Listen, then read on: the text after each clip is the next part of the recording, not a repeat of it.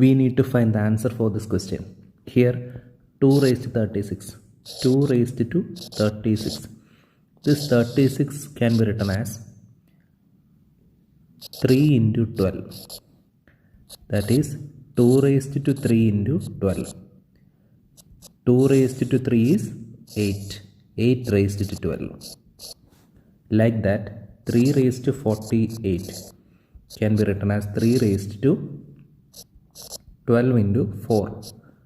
That is 3 raised to 4. 3 raised to 4 into 12. 3 raised to 4 is 81 raised to 12.